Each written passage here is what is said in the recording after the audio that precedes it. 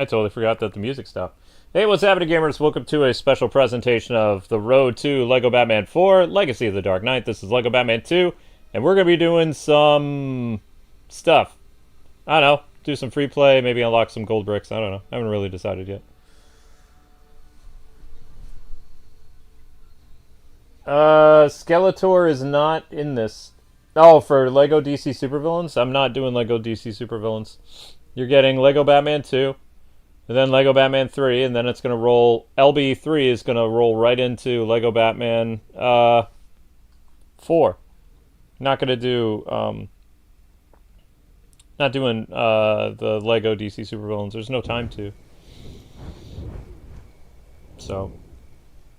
Plus, we'll be looking at Pragmata, and the Mouse PI is this week, too, so I'll be looking at the Mouse PI game. A lot of stuff. A lot of stuff going on.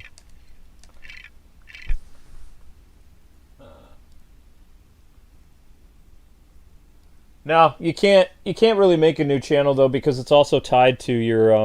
a lot of people don't like to know this, but it's true. If you have a Google AdSense account, which you have to be a YouTube partner, your Google AdSense is forever wrecked. Like, whatever channel you make will always be shadow banned. Like, whatever is under that Google AdSense, you're hosed. So it doesn't matter what channel I make, and it's illegal for me to open another Google AdSense. Like, someone would have to make another Google AdSense that's not in my name. And then maybe I can, get out from the banner of shadow ban, but every single one of my channels is all messed up because of this channel and the Google AdSense account. Now, I found out about the Google AdSense account screw up in 2024. Like, my former YouTube partner manager said, well, actually, everything is impacted under your name. It's like, what? I thought it was just the Let's Play channel. He says, well, it used to be that way, but Google changed its policy in 2024 in December. I was like, what? I said, more good news. He says, so yeah, technically the O1 channel isn't shadow banned, but have you noticed that it's hard for views to happen on that channel too? I said, yeah, after 2024. He says, there you go. I said, well, that's stupid. He says, well, Google's not expecting people to have multiple YouTube channels. That's something that was allowed, 10 years ago. It's not the norm anymore. It's like, oh, well, that sucks. So, yay. What can I do for you? So, starting another channel is not going to do anything. It's just going to be another channel that no one will ever see. No, you have to spend money off the platform. You have to get an advertising company to promote your work. You have to get a billboard. You have to get newspaper ads, Facebook ads. Problem with Facebook ads, they get very costly. We run about $100 to $200 a month in Facebook ads, and it really doesn't do much. It gives us about like 35,000 views a month, like in total. It helps a little bit. It brings in a few subscribers, but when we did YouTube ads, the only thing the YouTube ads worked really well, the paid YouTube ads. But YouTube expects us to put our social security, our address, and a bunch of other things, and our haters would love that.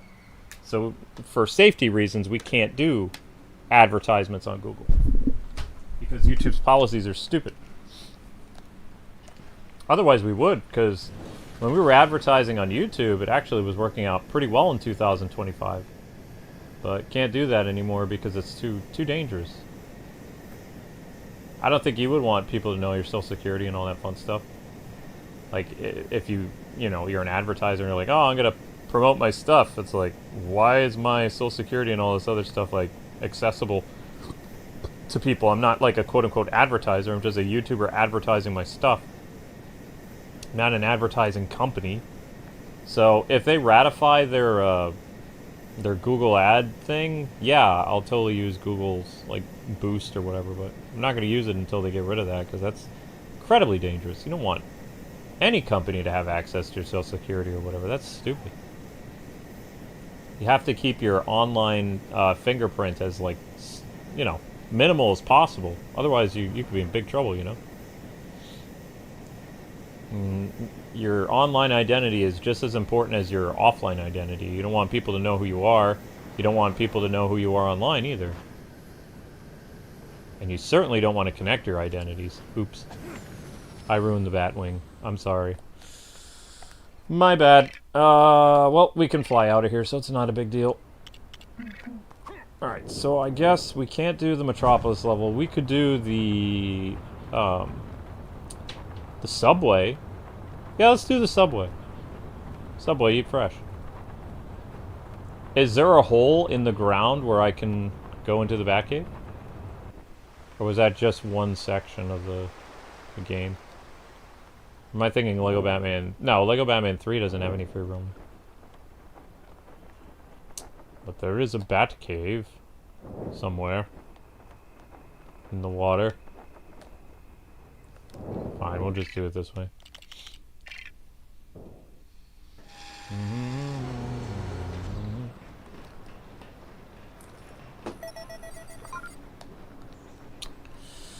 But you know, I'm tenacious. I found ways of surviving.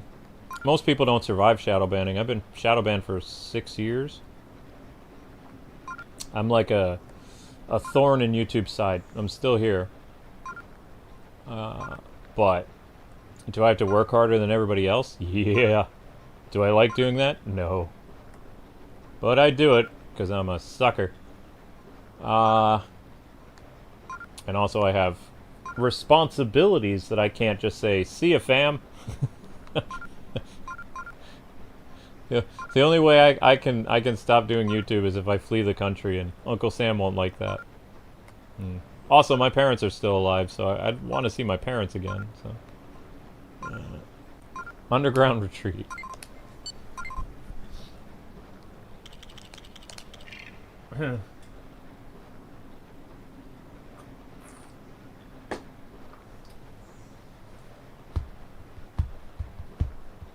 But I'm telling you this flat out.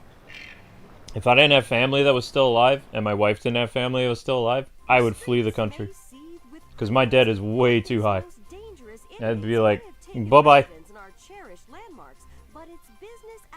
Just completely go off the grid. Because I'm actually going to court for this. Most of my IRS debt is all in, nasty fees on top of everything else. So, in theory, I've already paid off my debt. I probably paid it off 4 years ago. They're slamming me in fees that are extending it until 2030. So we're going to court in New York City, like this fall, and we're gonna, you know, get the IRS taken care of because they're stealing money from me that I've already paid back. At this point, like they're almost putting me in poverty with all their nasty fees and stuff like that, because I've already paid back what I, you know, actually not what I did, what they screwed up.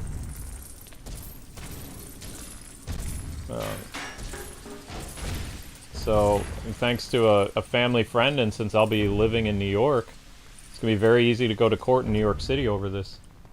And if I can get rid of that IRS debt, oh my gosh, I'm telling you what, I'm still, like, I'll move up my vacation time from 2030 to 2027. And I'll disappear for like 3 months. I'm gonna spend most of that time sleeping. Pardon me, sir.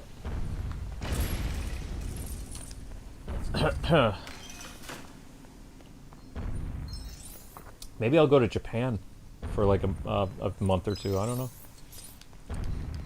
I've never gotten a vacation before. I don't know what I would do.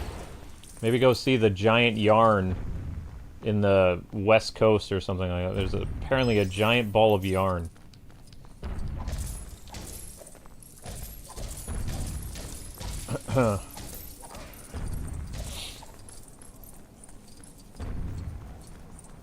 One more thing, sir.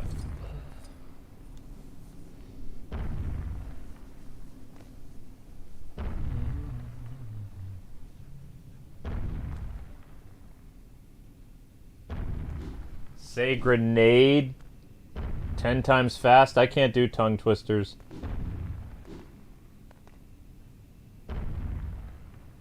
I don't even know what that word would sound like, though. Hang on. I'm gonna mute because I think that might be something bad. Let me see. Grenade.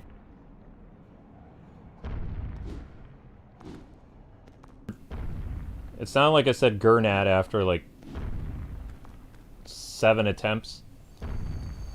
Or not 7 attempts. I got up to saying grenade 7 times fast, and then I said something Yeah. Grenade? I don't know.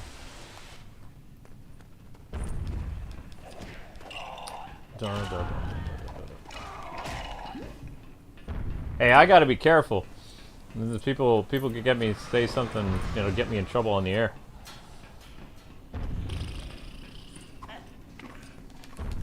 But thank you for the super chat. Appreciate that. Every little bit helps. Oh, there goes Pangy. Pangy's gone. There it is. There's Freeze. The freeze is coming. Allow me to break the ice. Stay cool. Ha ha ha. Yes. That's what they call an icebreaker. Ha ha ha ha ha. You see what I did there? Because I froze him in ice. Yes. Pretty cool.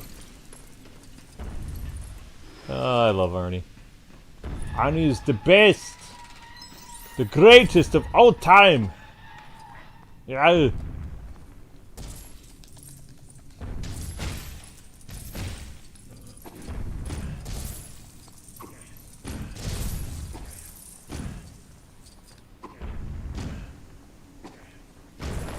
Yeah, just be careful with Medicaid, because that stuff will screw you up. Medicaid and SSI shouldn't be using any of that stuff until you're old. It's not... Disability paychecks are not... It's a loan. It's a loan with really bad interest. You think like a 30% like repayment interest on a loan is bad. SSI is like 60%. And they can ask for all the money back they ever gave you. Even if it was 10 years ago. Like, it is a super scam. Like, I will always be an advocate telling people, do not get SSI disability benefits. Because as soon as you leave the program, you are hosed.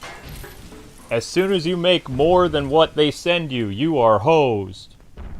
And there is nothing you can do about it. So I'm hosed, my children's children, and my grandchildren will be hosed. Because I may pay off the IRS debt, I'll never pay off SSI. Nope. Mm-mm.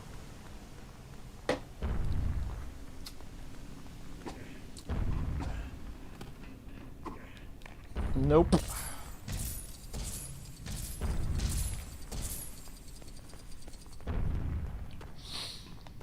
Alright, where is Batman's thing? I need Batman's thingamabobber. Where's the Batman? Hey, wait! I just realized we're playing as Arnold and Danny DeVito. Now we just need Keaton. And tell him, hey, it's the Batman. It's the man who defeated us.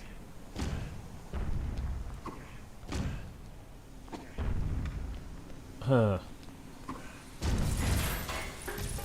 I love the fact Arnold was so senile he didn't realize that Michael Keaton was not the Batman that he was fighting. It's funny, yes. There he is. There's Batman. Even though I thought George Clooney, they all look the same. All the Batmen look the same. Right? Yes. No, we want to keep... There's the Batman. He's right there. How dare you show your face here? I'm just watching that and be like, the only one who battled Batman, Michael Keaton, was Danny DeVito.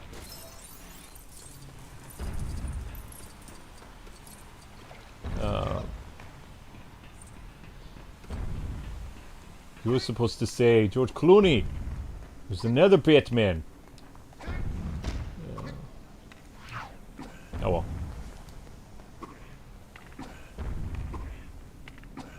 What he got was, hi Freeze, I'm Batman. Oof. That's not what I wanted. I wanted to fit Keaton. Because Keaton is pretty cool. Clooney's not. He was a guy from ER. He even hit me, he asked me for medicine. Like, did they do the whole medicine thing with Alfred because the guy was on ER? Did they have to give Batman this whole medical, like, quest to do? Is that because George Clooney was on ER at the time? Like, what was up with that side quest? There was no other Batman movies that involve medicine. Think about that. George Clooney from ER is in the only Batman movie that requires medicine. Coincidence? I don't think so. I just blew your mind.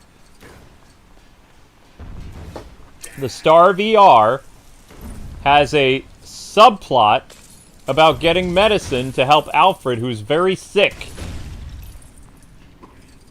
so that George Clooney can do his pondering, you know, doctor face. Bet.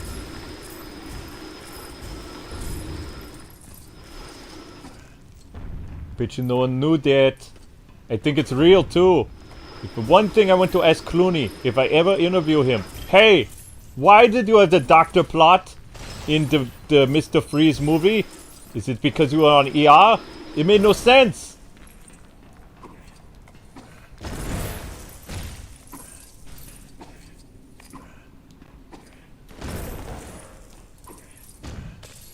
Did I enjoy Arnold as Mr. Freeze? I mean, I parody him still. My favorite Freeze is still the guy from the animated series, but the problem is, I can't do his voice.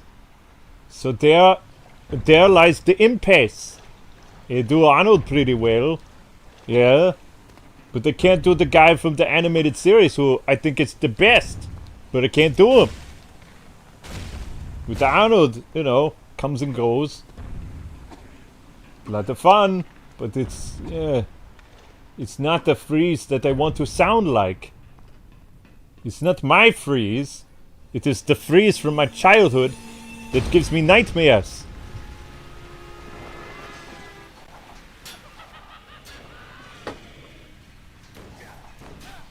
I wish I could do the guy who I hired to play Mr. Freeze in the Arkham Origins startups. That guy was a great Freeze impersonator. I wish I sounded like that. I could have only done, hey, it's Arnold here. Make sure you subscribe, like, comment, and hit the membership button. That way you can help the Kwings. Because if you don't, you'll be a very cold customer.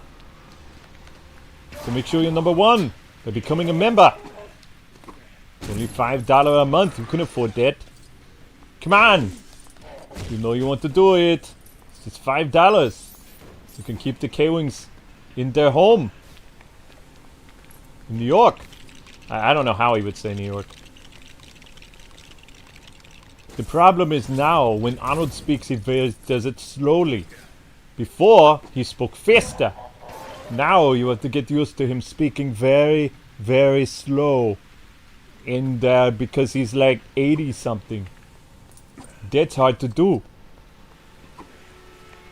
Because he doesn't sound like the other guy anymore. He doesn't sound like 30s or 40s or 50s Arnold. He's much, much slower.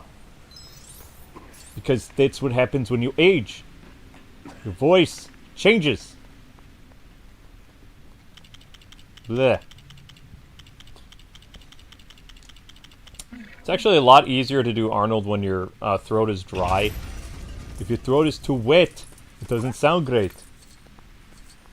But since it's like 90 degrees out, the problem is if your voice is too wet and not dry enough, then it doesn't come out authentic. The best times to do Arnold is very late at night when I'm parched. I've been drinking a lot. That came out wrong. I've been drinking a lot, so my throat is very wet. Which is good, because I'm hydrated. Yay! Some impressions work better when you don't have the liquid. Your throat is drier. The voice resonates more. There's very few voices. Oh, wait. Can I do Joker after drinking a lot? My father was a drinker. You want to know how I got these scars?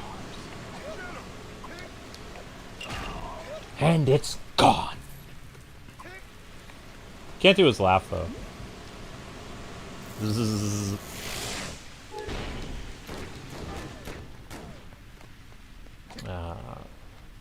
There's the Batman. Okay. We need to use Lexi. Zoom, zoom, zoom.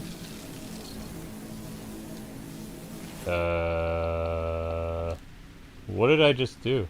Oh, Superman can fly now because he doesn't have the kryptonite poisoning. Haha. What am I supposed to do in this room? Oh, okay. Only 3 mini... Wait, how many mini-kits? 2? Only 2 mini-kits this entire time? Okay, something's wrong. Something is very, very wrong here.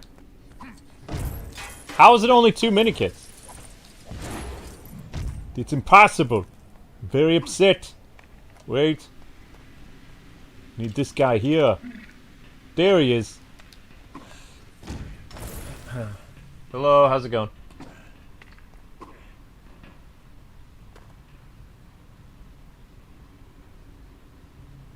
Yeah, I like how Mr. Freeze sounds in the upcoming Lego game. They did the Mr. Freeze thing.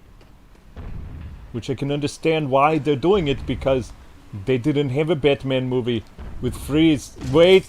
Yes, they did. They had Sub-Zero. Which is a way better movie than Batman and Robin. And people are like, Batman and Robin is no longer the worst comic book movie. Yes, it is. It's terrible. You weren't there in theaters. You didn't have this look of disappointment where you had gone to Keaton movies, you saw one Val Kilmer movie, and you're like, wow, what could possibly go wrong with Batman 4? Everything! Everything could and did go wrong. And for somebody who grew up with that franchise, to see it, like, not just derail, that thing pulled a Batman Begins where it went off the rails and it crashed into the Gotham waterworks and exploded. That's how badly Batman and Robin did. It didn't just go off the rails. It went off the rails and took Ra's al Ghul with it and went boom! That's how bad Batman and Robin was. That is the illustration of what every kid in the 90s experienced, especially growing up with the Keaton movies. Especially. And then seeing the train wreck. Ah! It was so bad. It killed my childhood. It's like, hello childhood, how are you? Here's this knife. I'm going to stab you repeatedly. Ah! Ah! You like that? Ah! There. You want to go see another Batman movie? Too bad. The next Batman movie will be in 2005. Because Warner Brothers killed Batman. They stabbed him. Ah, over and over and over. It's graphic, but it's true. Warner Brothers did such a bad job on Batman and Robin that the movie franchise was stalled almost indefinitely. So yes, there are still very, very bad comic book movies that literally killed franchises. It's called a franchise killer. Luckily for Batman, he was able to reinvent himself, but franchise killers are no joke. Nasty, nasty stuff. I'll tell you what. How am I supposed to get down there? Hey, there it is. The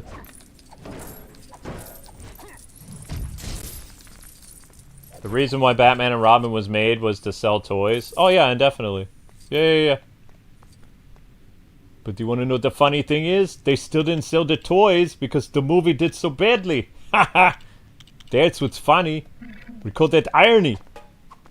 There were a lot of Batman figures that released from Batman and Robin, but they were on clearance real fast.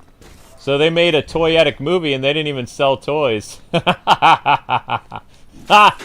Oh, that's funny.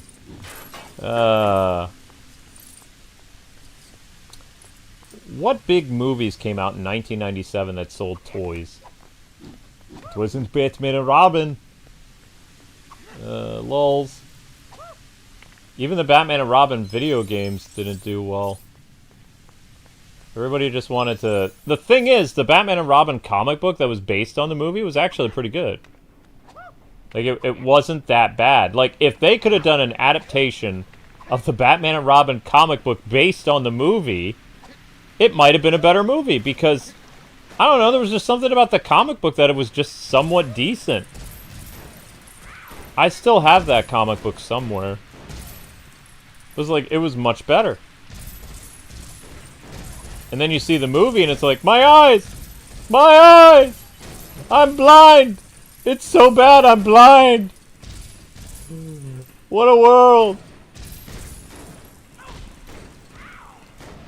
Take that, Raphael.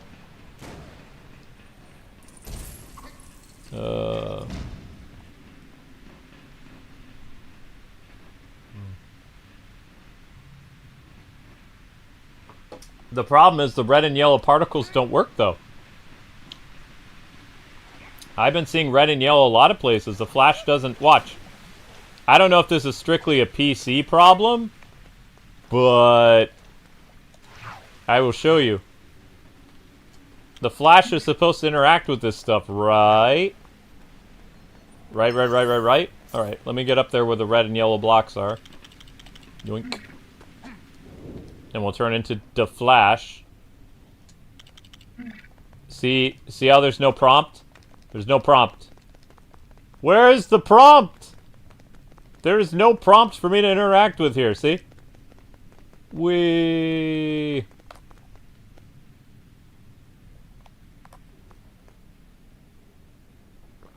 Well, of course the 97 movie is terrible. I'm not arguing that the 97 movie is great. I'm saying it's terrible, yes. That's what I'm saying. I'm saying it's so bad, it didn't sell toys, didn't sell the video games, didn't sell the coloring books, the children's books, the comic books, the Halloween costumes. Everyone hated Batman and Robin. It was... I don't know. Why couldn't they just follow the format of Batman Forever? I don't... If they would have followed the format for Batman Forever, it would have been a decent comic book movie. And it probably wouldn't have been as campy. I don't know, maybe it's Arnold's fault too, because he wanted to do, like, a more child-friendly Batman. I don't know. Arnold still...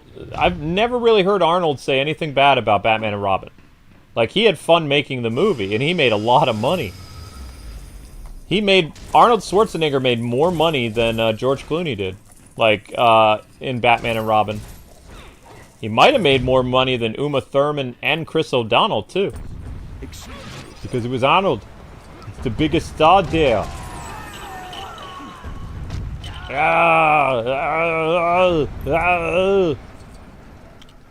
I'd have to look at the take-home, but I'm pretty sure I remember hearing that he made a lot of money on Batman and Robin.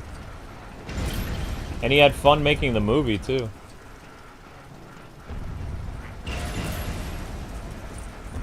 Val Kilmer's Batman, I wanted to see more. I think Val Kilmer could have given us easily 3 Batman movies. I think he was around... Think of it this way. Kilmer was the same age Michael Keaton was when he played Batman in 1989. So, being like 30-something, we could have gotten Batman 4, 5, and 6 with Kilmer. And then we never would have had Clooney. We probably would have gotten a reboot with Christian Bale. Right? And we would have had 3 decent movies with Val Kilmer as Batman. But the problem was, the reason why Val got fired is because Val was a prima donna. Val knew he was a good actor, but he was just obnoxious. He got better over time, but in the 90s, he was a prima donna. Everybody on set didn't like him. And he came to a realization, which was stupid, because that's how we got the Batman and Robin movie, is because he was telling people on the set, it doesn't matter who wears the cape and cowl. You know, he's just like, Batman is who people are coming to see. It doesn't matter who's under the mask. Yes, it does. It matters what actor is under the mask. The reason why he acted that way is because the producer of the movie, or the executive producer, came to the Batman Forever recording, and he brought his kids. And Val Kilmer was very he had his feelings hurt based on how the children treated him as Batman, and he didn't like it. So ever since that moment, his idea for the Batman movie, like, it was just a job for him, and he hated it. And that's, you know, that's a dire shame. Because if he hadn't walked into that executive and their kids, he probably would have, you know, done more pictures, and maybe he wouldn't have been such a jerk on set. I don't know. But Chris O'Donnell brings up that story constantly, because, you know, they're like, what went wrong? Why didn't he come back? It's like, Val was just, he says, I didn't have any problems with Val, but Val caused a lot of problems on set. Like, him and Joel were fighting all the time. But, you know, he said, and, you know, Tommy Lee also was, it's like you had two different actors that were driving Joel Schumacher nuts. Tommy Lee Jones and was, like, dumping on, Jim Carrey all the time because he hated Jim Carrey. I feel bad for Jim. Jim was actually a fan of Tommy Lee Jones. Like, he really liked Tommy Lee Jones' work, and he was very excited to work with him because, you know, Tommy Lee Jones was a veteran actor. Tommy Lee hated Jim Carrey. Like, to the, like, the 10th of 1,000 suns. Like, he hated Carrey. And Carrey didn't even do anything wrong. He was just, he's funny. You know, he was making everybody laugh on set, and Tommy's like, you're wasting time with this nonsense.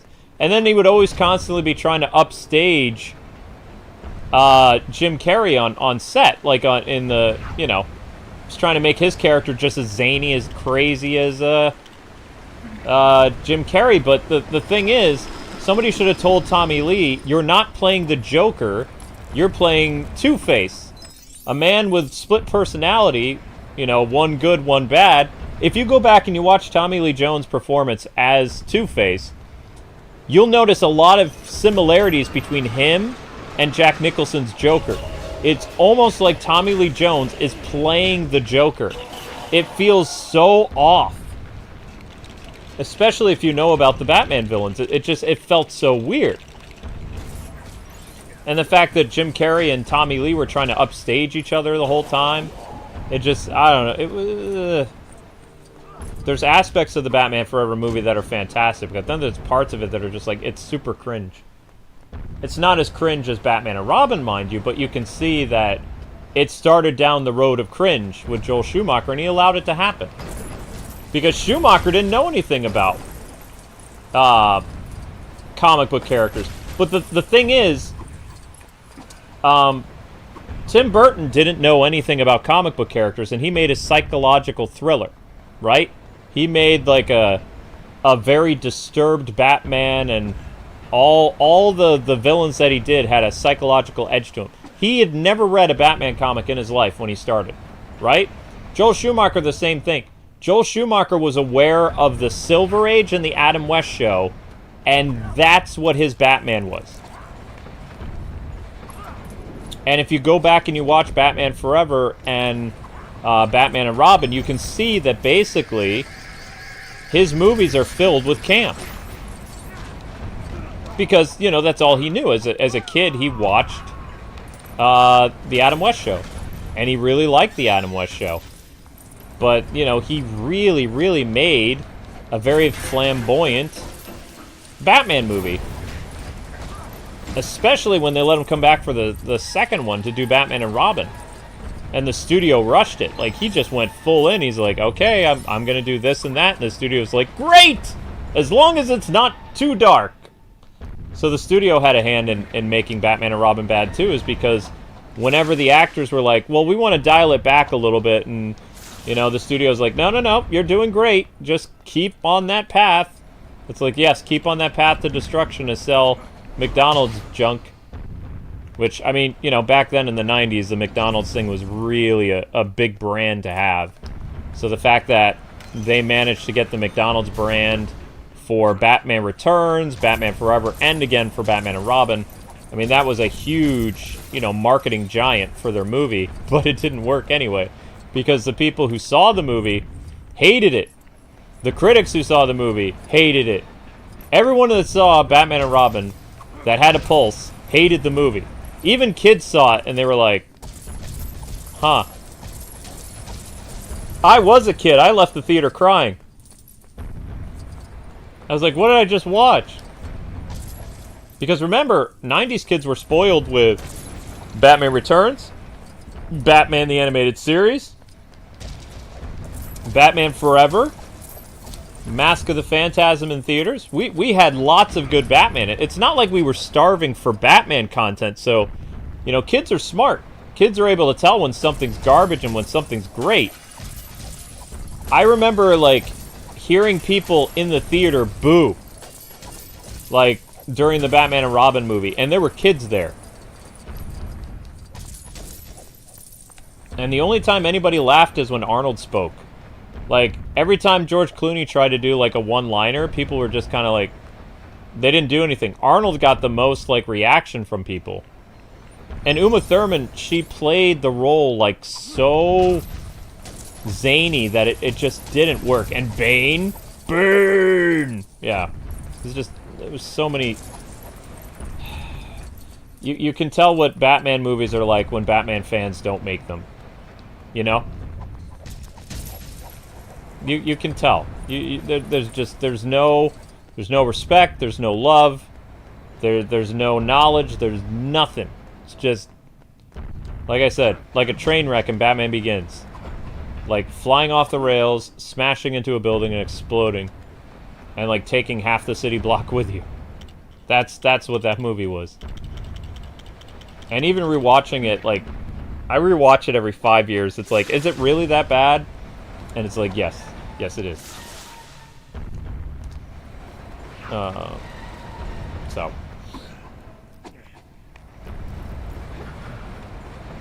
Do I like the current Batman run? I don't read...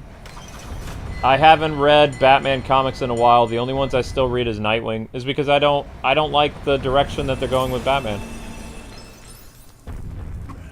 I don't know if I'll ever read mainstream comics anymore because, like, they just cater to one political group. It's not fun to read. If I want to see propaganda, I'll just look at Twitter or Blue Sky. I can get my fill of, you know, social issues and whatever else is the flavor of the week on social media. I don't need a recap, like, 6 months later in a comic book. You know, when I read Batman comics as a kid, there was nothing in there that was current day. Nothing at all. It's just, I don't know, it's not fun.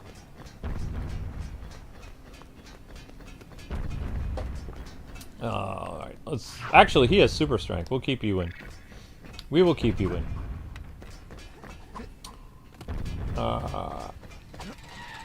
What was that screaming? That was terrifying. We're at only 4 mini-kits? That can't be right. How we only have 4 mini-kits and we're halfway done with the level? Something's off. Something ain't right. And that's not magnet stuff. Like, look at how much of a clown, like, Comics Explain is making himself right now. Like, I still can't believe people are talking about this because this news broke on April 10th. It's April 13th, and people are still talking about this. So, he got dragged by the internet so much because he won't look at somebody who has, like, a different political opinion than him and things like that. So, what's his solution? He says, I'm being bullied, so I'm leaving the internet for a while. And it's like, dude, don't go full female Twitch streamer. That's what they do. Whenever they get confronted with stuff, instead of facing it, they're like, oh, I need to take a mental health, like, week. I'm leaving for a while. And the thing is, they have to announce that they're leaving. That's what I don't like. These professional victims, when things don't go their way, have you noticed, like, a lot of these certain types of people do this stuff? They get a lot of heat for something, and then they say, oh, well, I'm being bullied, so I'm gonna leave, because they have to make it all about them. They want you to forget what they said that was bad, like, I'm not looking at this guy because I don't like his politics or something. They're trying to deflect, and they're trying to take away, you know, from what people are saying by then being like, oh, woe is me, I have to leave for a while. That's such a... there's a word I could use. But it's just, it's It's ridiculous. Now, I understand why he's doing it. It's because half of his audience is all far left like him. You know, you have to cater to your install base. So he made the mistake of, like, sucking up to these people for his entire career. And now when things aren't going the way he wants, he has to keep doing what they want. He has no buffer. So I get it, but the thing is, he's already lied. He says, I only look at DC and Marvel comics. No, you don't. You've done Image Comics. You've done other indie creators. You just won't do that one indie creator because reasons. So you've already lied because you don't just do Marvel and DC. Your channel's been around a long time. You do all kinds of comic books. Comics Explained. He left the internet because he said he was being bullied for something he said. He lied and then he left, yeah. He'll be back, though. He has to because that's his channel. But it's interesting to me. It's like people forget, like, oh, well, I only do this or that. It's like, so Image Comics is IDW. That's Marvel and DC. Sure it is. You know, it'd be one thing if it's like, yeah, okay, he only covers Marvel and DC. Then what are these other comic books doing on his channel?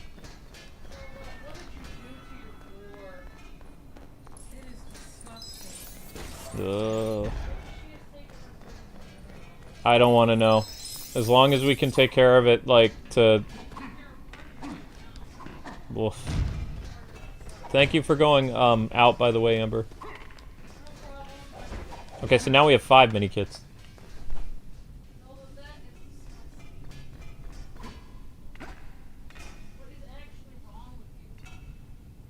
Well, I mean, look at it this way. Like, I'll put it this way, Miss Deanna.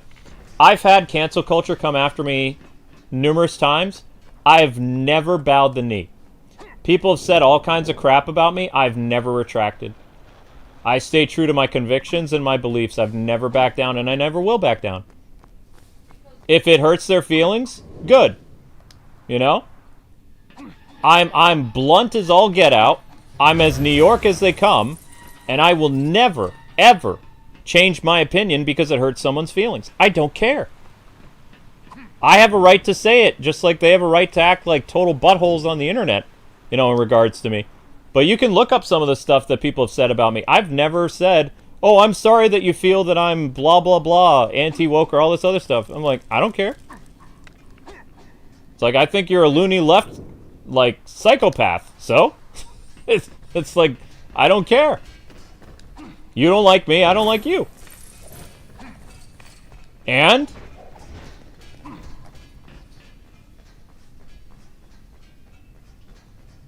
Yeah, you hear Zelda in the background. It's Zelda's last week here. Because if they're allowed to think a certain way, I'm allowed to think how I want. I don't have to make a statement saying, I just want you to know that I don't hate this group of people, or I don't hate this type of game. I've never done that, and I never will. It's like I said something? Okay. Do I continually say it? No. Because I'm an 80s kid. That's how we roll.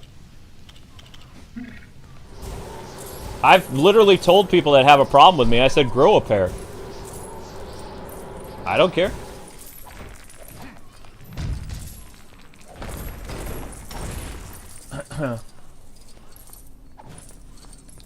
And, you know, because people are mad that I don't cater to certain people, I've been swatted. I've been, like, Amber and I have gone through so many cyber attacks over the years. We've had streams shut down.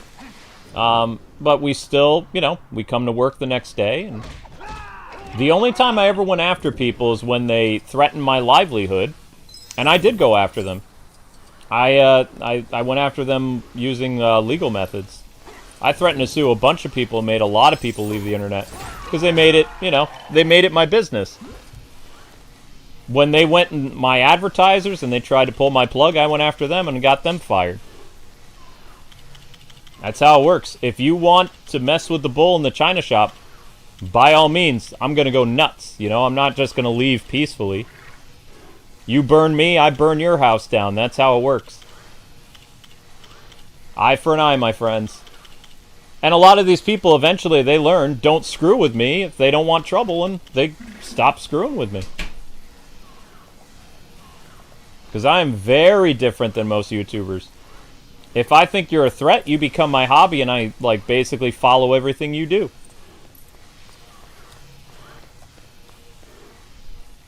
I'm a mix between Batman and the Joker.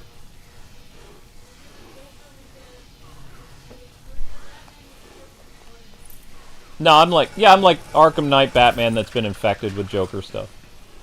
I don't go that far, but I go far enough.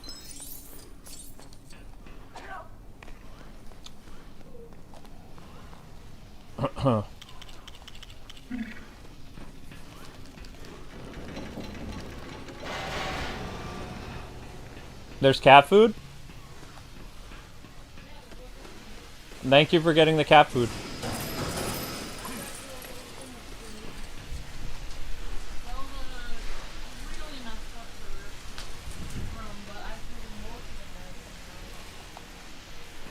Well, you know, as long as people don't mess with me, I'm very passive. I'm like passive aggressive as long as you don't bother me. You know what? I don't know if it's gonna help, but what you're saying kind of reminds me of me. Okay, I don't know what you're. If this is gonna. Okay, maybe this is completely off.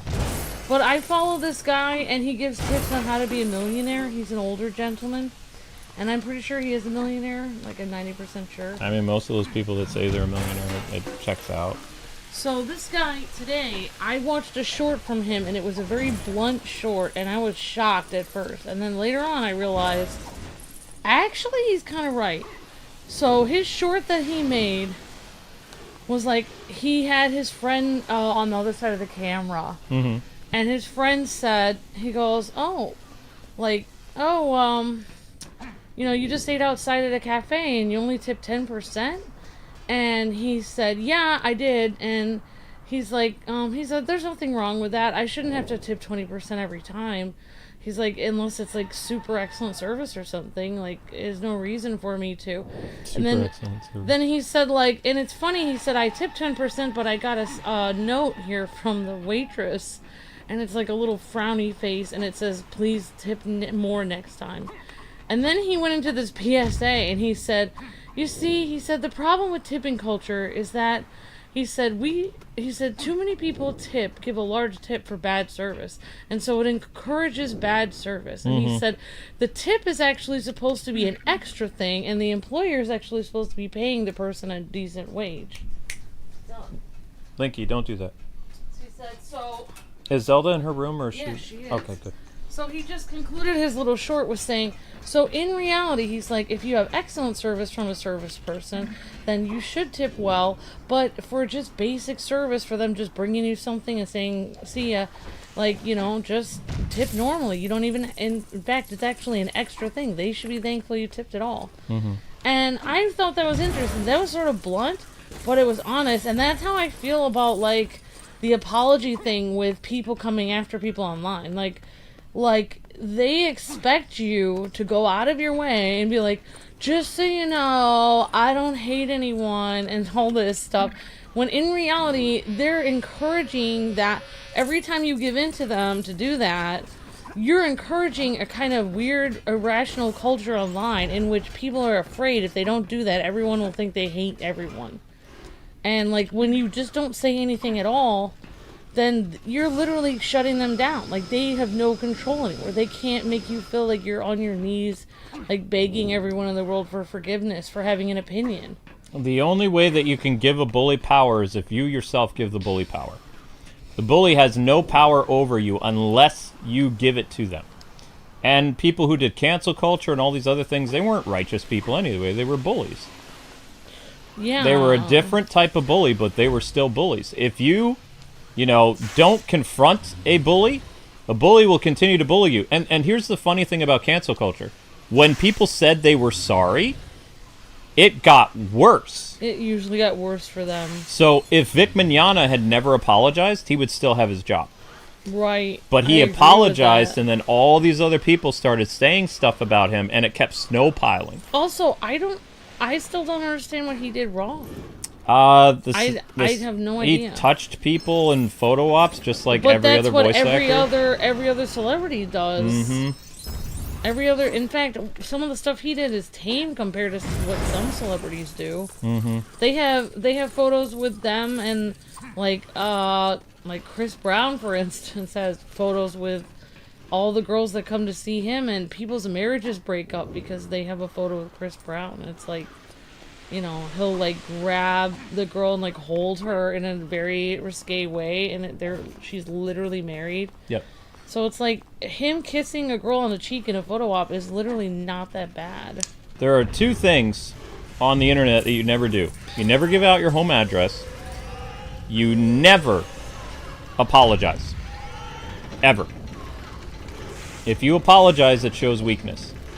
And as soon as you show the moment of weakness, you're not... It's not like an apology in the 90s where you're like, oh, I'm sorry, and then people move on. If you apologize for something on the internet, people are going to harp you for years. Because then they find, oh, so it is true. So you did do this. Before, they're just accusing you. They have no proof. When you apologize, they think they have something on you finally because you admitted it. Mm-hmm. That's how they think.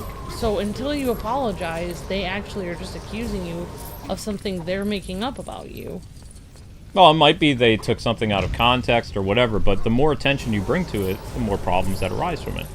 So that's why you don't give personal information online, like where you live or the town or anything like that. You don't make an apology. Apology videos are stupid anyway.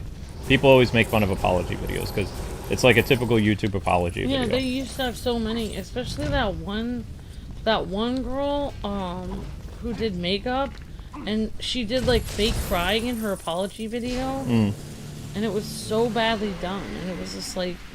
Well, it's like you follow a format of apology videos. Like everybody makes the same video the same way. It's like, hey guys, I didn't know that, the comments that I made a long time ago, like, you guys dug up a tweet that I did 15 years ago when I was 17. I was hanging out with my friends late at night and I said something stupid. And I just wanted you guys to know that I don't hate anyone. And like, they started crying and they're just like, I don't even know, like, who typed that. Like, also like, I loved it how some you know what's funny is YouTubers have to make apology videos where they cry. Celebrities, like actual celebrities that live in Hollywood, they never make an apology video. They always say that their account was hacked. Every time. Oh yeah, they do that. They always say that. Like, I have seen some weird posts, like celebrities get called out all the time, and they go, yeah, my account was hacked. It literally was not. There's no way that their account was hacked only on the day that they said something stupid. Yeah. That is interesting. You got a highlighted message from Miss Deanna. It says, member for 17 months. I agree with you, Mr. Luke. These types of Karens always had to get their way because they act like they have power.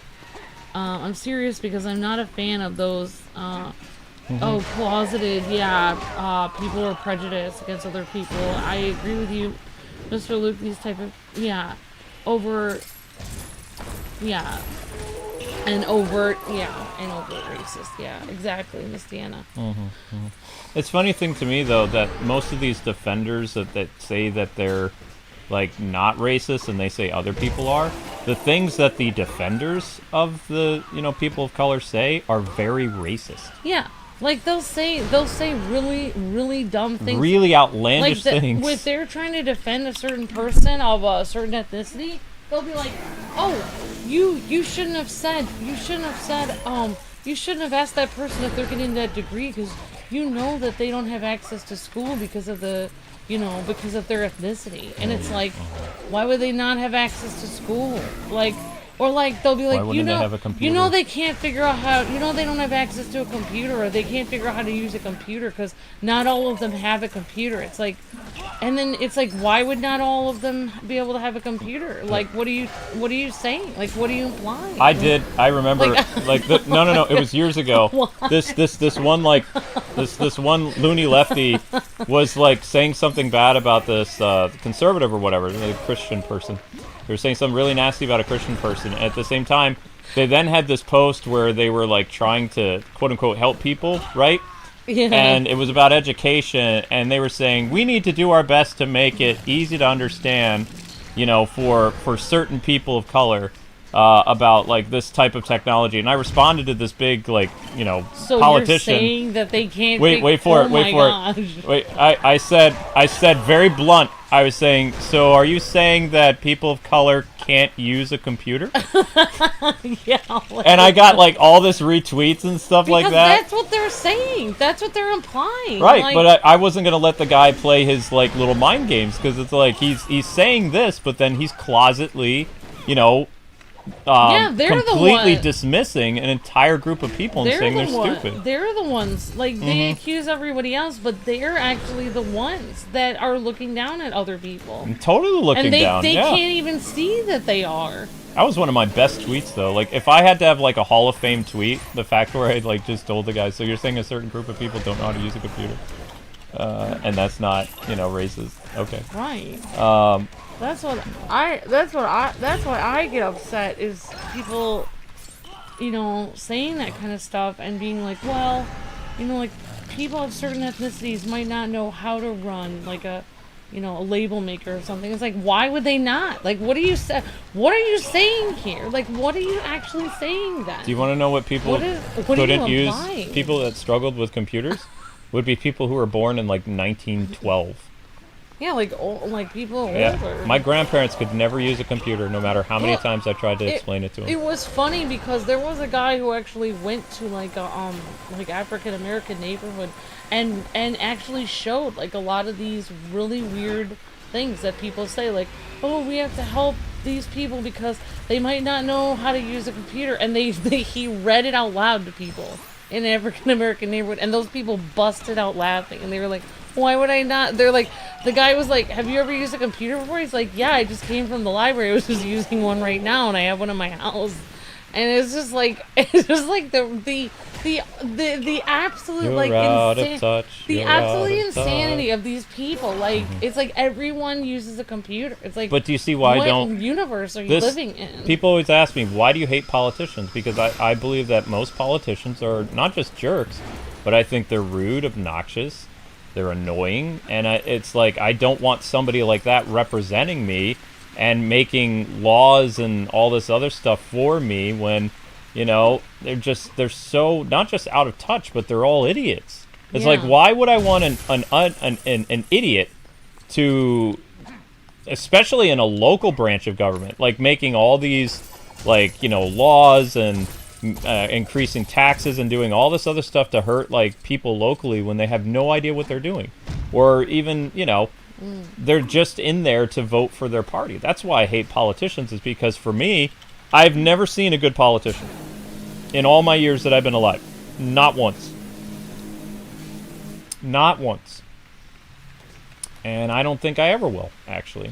Because, I mean, they all act the same.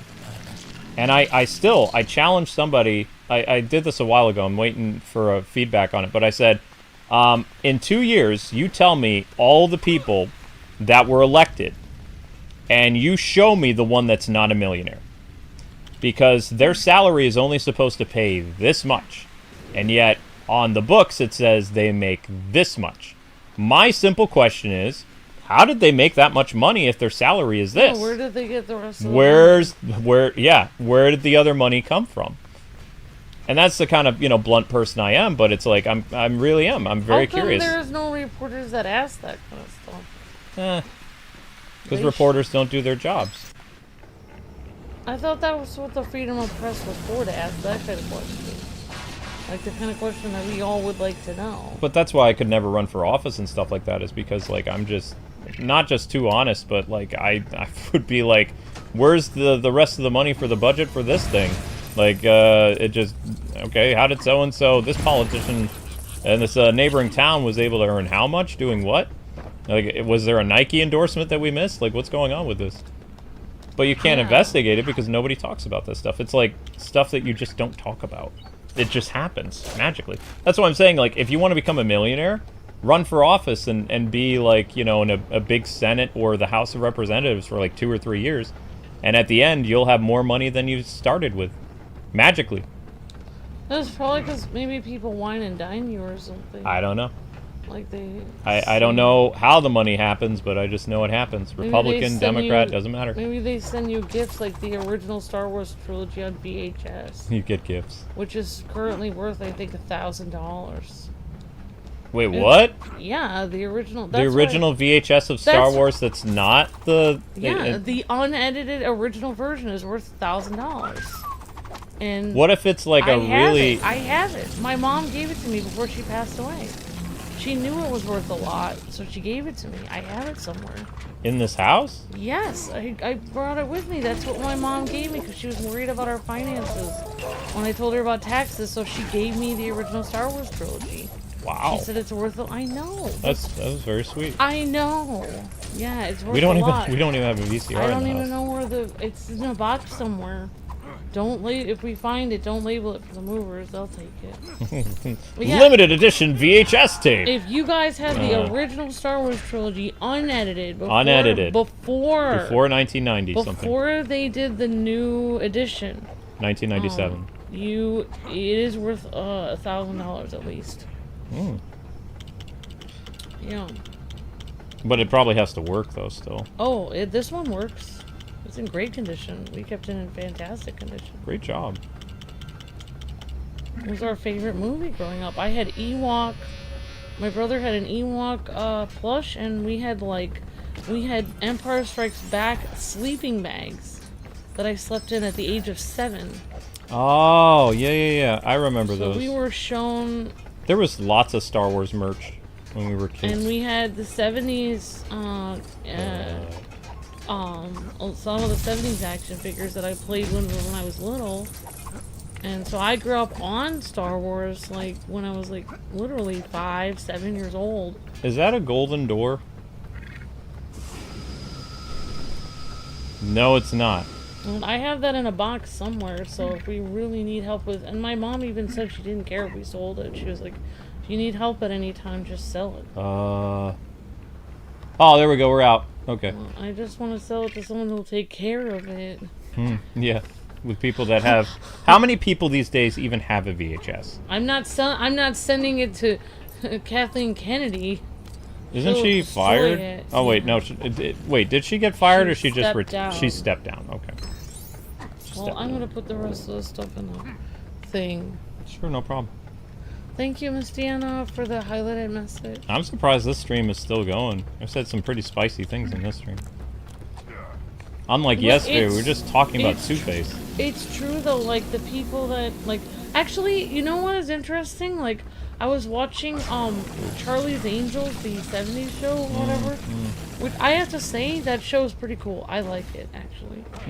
But anyways, there was a time in which one of the Charlie's Angels had to go undercover in a woman's prison. And in this episode, they kept trying to accuse her of stuff and being shady and stealing stuff.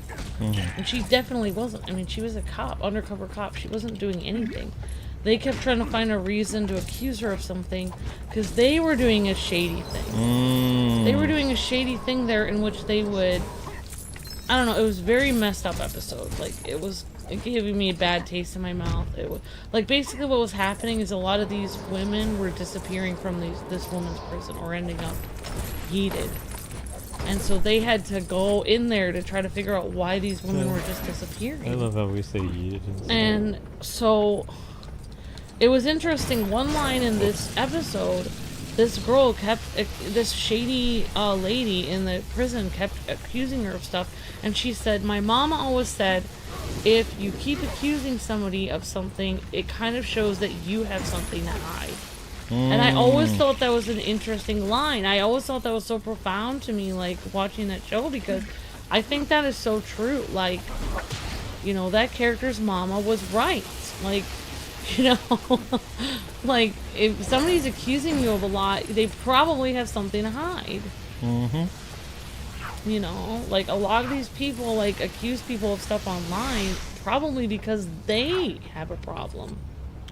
They're trying to hide their own weird issues that they already have. Probably.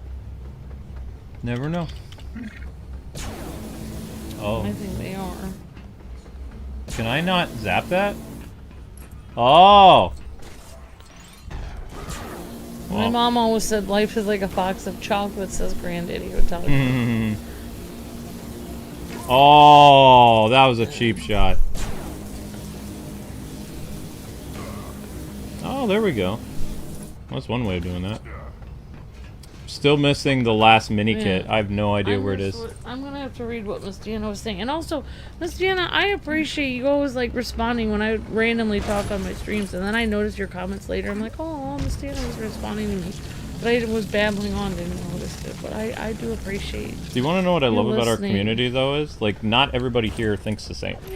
Yeah. And they still get along, and they're still civil with one another. That, to me, is an amazing community. Where people are not niched and, you know, just like one political side over another. Like, people generally, you know, are able to talk like human beings to each other. And it's not like that anywhere else on YouTube. Like, our channel feels like a 90s channel. We are 90s Well, I know kids we're here. 90s kids, Well, but I'm a just lot of people saying. are here are from the 90s. Yeah. Yeah. I'm gonna get my phone so you can see what Miss Deanna said. Also, Luke, I got one more juice. One more juice? Thank you. I have no money left to pay. I know, but we transferred something, so... Sorry, guys, I don't know where the other mini kit is. I have no idea. I managed to get, like... I got 9 out of 10 mini kits. I don't know where the other one is. This is my problem with doing free play stuff is I never end up... I always either lose one mini kit or I lose 2 mini kits. I can never get them all. Like Pokemon, I can't catch them all. Instead of 100%, it's like 95% walkthrough. Ugh. There's not much I can do about it, though.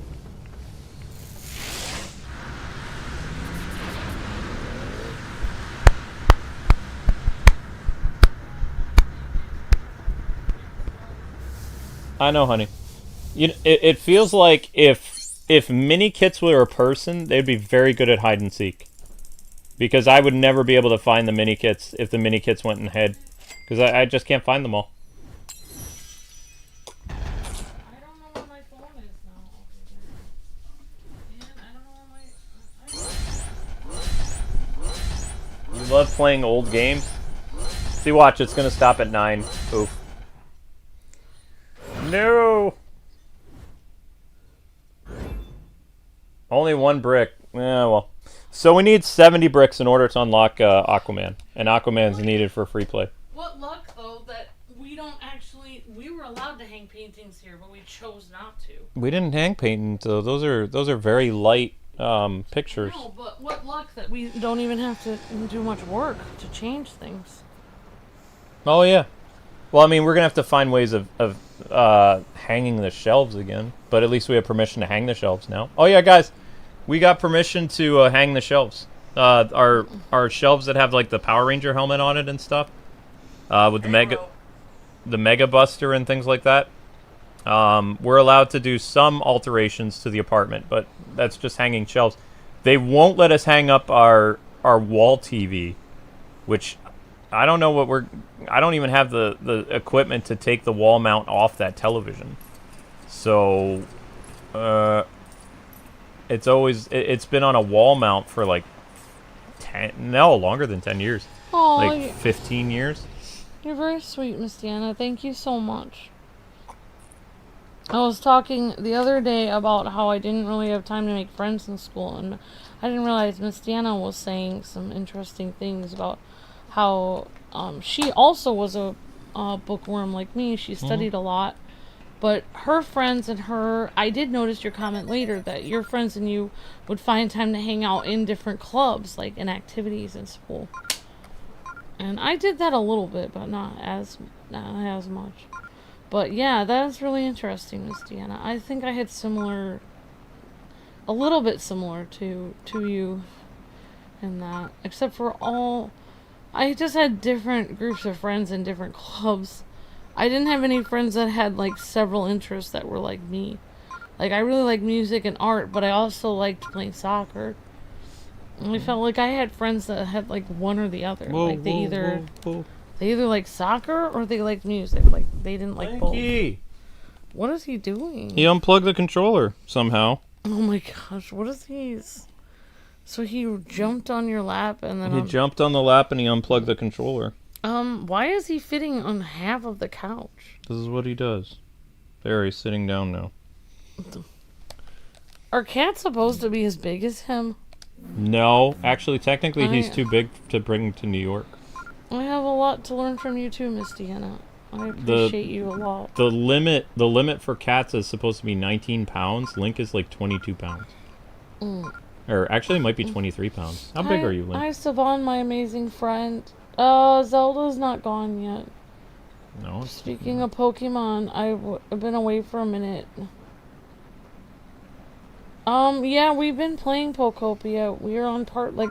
Amber took over that series. We're on part, like, 10 or 11. Amber took over Pokopia. We just got electricity on Bleak Beach. And... You know, there's, like, another island I think we were able to get. We're trying to get the Pokemon Center built on Bleak Beach. 23 pounds? What have we been feeding him? Nothing, because Zelda would take his food. He can't gorge. Like, Link can't, like, when he's in New York, we're gonna give him very little food because we won't need to leave a lot in his bowl. Like, Zelda would eat all his portion and leave him just a little bit. Like, if anything, Link barely eats at all. I don't know how he's gotten that big. I think it's all muscle from him running around. Oh. I have no idea. You got bullied because of Spider-Man comics? Sorry to hear that, Nightwing 83, aka Charles.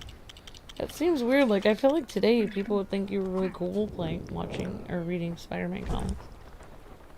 I think like all the things that were considered nerdy in the early 90s are now really cool.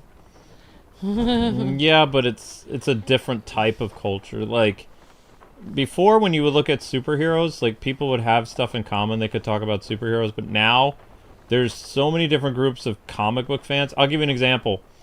Like, people are like, man, I'm a really big comic book fan, but when I go back and I read books from the 90s, man, it was so toxic and all this other stuff. And they just, like, completely make fun of, like, all these comic books that 90s and 80s kids grew up with. They're like, this was so problematic because she was wearing a bathing suit as a superhero costume, or I can't believe they showed these heteros out on a date, and just, like, you know, all this stuff. It's just like, those types of comic book people I don't want in comic books, because they just, like, you know, they're insufferable. How would it be problematic to have a bathing suit? And they say all kinds of stuff. Like, they always find everything wrong, and the thing is that they're tourists, because they didn't even live back then. They didn't live in the 80s and 90s. So they're tourists going back to a decade that several decades that they don't understand. And they think it's worse than what they have now. Whereas today, everybody's under a microscope and they're so judgmental and stuff like that. It wasn't like that. It's weird that they always, like, the one thing that everyone notices is that, like, attractive or decently in shape characters are not allowed to wear a bathing suit. But soon all worlds will be mine. Hello, Brainiac. And they weren't wearing bathing suits. It's just they're saying that they're out. It looks like one. Yeah, they weren't even wearing bathing suits. But, like, when a girl that's, like, you know, plus size model wears a bathing suit, everyone's like, she's being body positive. Yeah, whatever. So it's like, if you're a little bit overweight and you wear a bathing suit, you're body positive. But if you happen to be in shape, like, you know, working out a lot, then you're not allowed to wear the bathing suit. So it's just so confusing to me. Like, it's a double standard. The double standard of this. Like, why wouldn't if some people are allowed to wear it, wouldn't everyone be allowed to? Like, that doesn't make any sense. Only some people are allowed to wear the bathing suit. When you would talk to friends and stuff in the 90s, do you remember, like, so many double standards?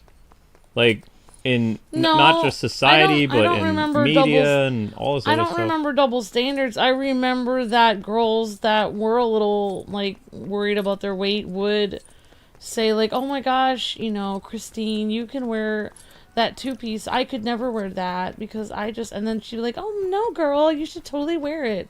We'll wear them together. We'll buy matching ones. Like, I don't look as good as you in that bathing suit, Christine. Yes, you do, girl. We'll go to the beach together.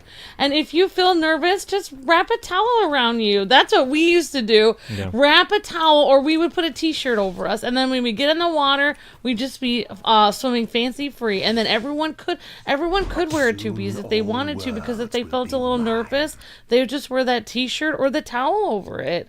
And literally, once you jump in the water, you throw that towel or the t-shirt back on the sand, and you're like hanging out in the water with all your other friends. Yeah. So there was literally no problem. We dealt with it our own way. If you felt, we never said like, oh, this person. We never looked. I never heard like I never heard a better looking girl like Christine go, oh, Samantha, you shouldn't wear that because you'll look bad. And I never really heard that. You would have to be really mean to say that. Like, that would be extremely rude. And I did remember in class in the 90s, there were some girls that were extremely rude like that. And when they were rude, we all waited for them to leave, and we were all silent waiting for them to leave because we were so mad that they were so rude. So, like, if you were a jerk like that, it was not tolerated. So, literally, I don't know where the toxicity was, because it was not happening in the 90s. Like, there was no toxicity, and people were allowed to wear a cute little bathing suit if they wanted to, and if your friend, you know, had a weight problem and she was nervous, well, you just helped your friend along, and you hung out with her and made her feel better about it. So, there was absolutely no problem going on. Well, here's one thing that you could do back in the day, but you can't do now. You have a friend sit down, and they say, hey, I'm on this new Weight Watchers thing, and they're drinking, like, this Weight Watcher shake. And at the same time, they sit down, like, at the high school with, like, a full plate of food. And they look at you, and they're like, huh, I've been on this Weight Watchers stuff, like, taking the shake every day, but I'm not losing weight. And you raise your eyebrow because they're sitting there having a meal replacement with their food. And then you just say, like, matter of fact, it's because you're eating additional food. That's why you're not losing the weight. Luke, that's because you're a man. Girls would never say that, I don't think. I'm just saying. Unless you were very blunt. That kind of stuff was very common, because it's like, it was honest though, because it's like you're on this like type of like diet drink, which would work, but at the same time you're eating a meal on top of eating the diet food too. But you know, when I first started dating you, you would say blunt things to me like that. Not about my weight, but about other things. Like, I would be like, I don't know why this isn't working. And you'd be like, you did this wrong. And I was like, oh. And it was like, wow, you could have... I always used to do exactly what April O'Neil did to Casey Jones. Like, did you take classes in insensitivity? I never took sensitivity classes. I know. I know. I would never say anything. Well, I would never say anything. Why would I say something? I was even worried about, I had this friend at my job, and she has this nose ring, and sometimes her nose ring, like, moves a little bit, and it kind of goes, like, sideways. ooh. So it looks really weird. It still is fine, but, like, I don't think it's hurting her nose. So one day, I was just like, just so you know, like, your nose ring is supposed to be like this, and it kind of went like this. And she's like, oh, okay, thanks. But then the next day it happened again, and I didn't say anything. Because I was like, I don't want her to be thinking I'm nitpicking her nose ring all the time. I just wanted her to know, because there's no mirrors around. You got... I wouldn't be able... It would drive me nuts. I'd be like, you got something on your face. So, right there, yeah. Here's a mirror. Can you see what's wrong with this picture? In the mirror? Well, she fixed it, and it looked cute again, so... But I don't think I could ever... I mean, if you have a nose ring, you have to actually, you know, get a piercing in your nose, which would hurt a lot. It's like getting a piercing for your ear. And I think it would hurt way more in your nose.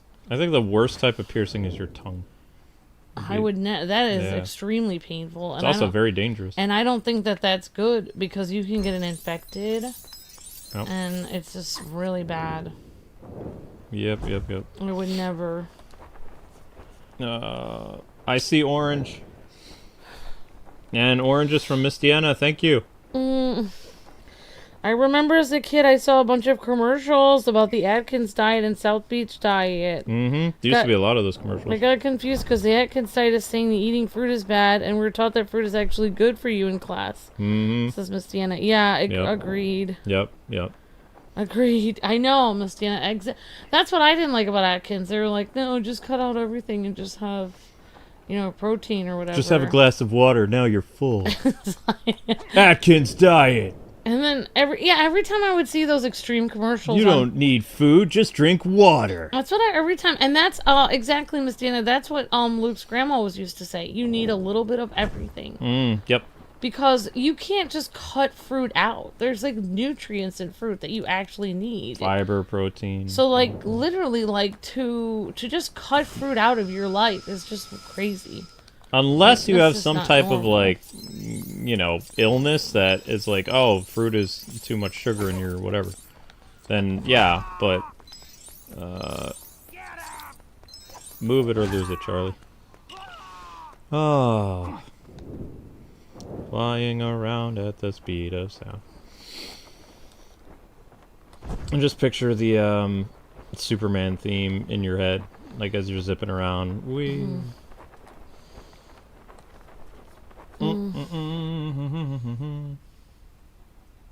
Oh, okay, so we only dipped a little bit. That's great. We only dipped a little bit. If the girl I'm dating thinks I only value her because of how she looks in a swimsuit or what she eats, then she's probably not the one, says Ian.